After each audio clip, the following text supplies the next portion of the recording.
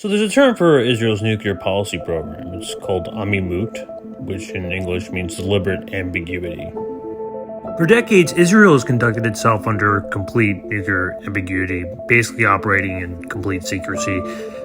It's really not a question whether or not Israel has a nuclear arsenal. It's probably one of the worst kept secrets in the world. Even though they have refused to confirm or deny it, several international bodies recognize Israel as one of the few countries with nuclear capabilities, and that's without all the whistleblowers and politicians outright admitting that they do indeed have nuclear weapons. Israel doesn't have nuclear power plants, but it does have a nuclear research center with a nuclear reactor, a pretty big one, based in the city of Domenia. Now, Israel doesn't allow the International Atomic Energy Agency to investigate them. Instead, they have the United States come in and send inspectors who have to announce their arrival in advance. And there's even stories from the Seymour Hersh book, which is a great read, by the way. I really recommend it. About Israelis building a fake control center on top of a real one underground.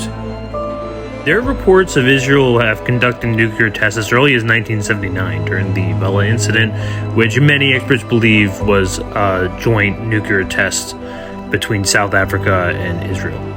Ever since Israel was established, its principal objective was fairly clear. It cannot afford to lose a single war. And so Israel's nuclear policy is fairly simple in that sense, as it is based off of a biblical passage from Judges 16:30. Israelite judge Samson, who pushes apart the pillars of the Philistine temple, bringing the roof down, killing himself and thousands of Philistines along with him who had captured him, and mocking him, crying out, "Let me die with the Philistines."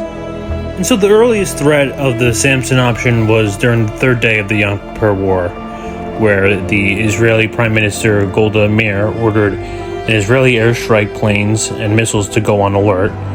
And when Israel was desperate and losing the war against Egypt and Syria, there was significant evidence. In fact, there's a memo here from Henry Kissinger to President Nixon that Israel had been threatening them that they would be, quote, going nuclear if they didn't immediately airlift supplies. In fact, it's also worth mentioning that Israel's nuclear program has a lot of connections to the JFK assassination due to a lot of the escalated tensions with Israel's Prime Minister Ben-Gurion.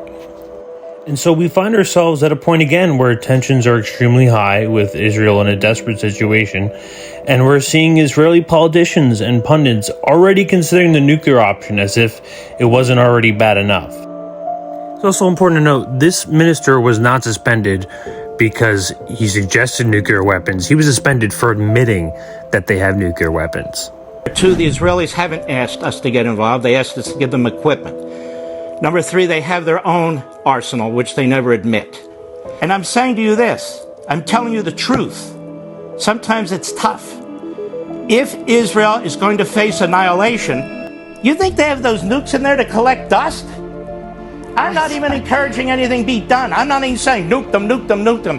I am saying Iran needs to understand, and Hezbollah needs to understand, that if you think you're going to wipe out these people, you're not.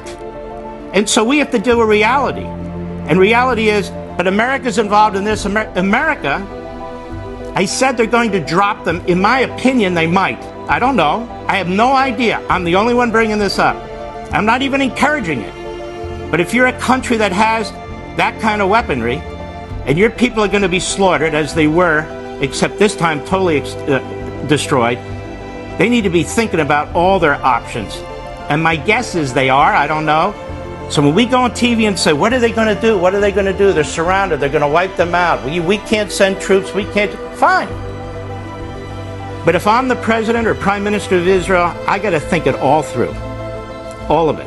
One of the reasons that developing some sort of progress in the whole Mideastern relationship, defusing the Palestinian issue and so forth, is that the greatest danger perhaps in the future of nuclear war is not going to come from the United States or the Soviet Union, both of whom, because of the great amount of nuclear power they have, fear its use and would be deterred to use it. The greatest danger is going to come from a nation that is smaller, that is desperate and that just wouldn't care. And this lets the genie out of the bottle. It's proliferation of nuclear weapons that concerns me at the present time and should concern the Russians, should concern the Americans. Looking at the Israelis, certainly I would think they would be more responsible than many others. But let us suppose the Libyans got it. Now they are a little crazy, I think.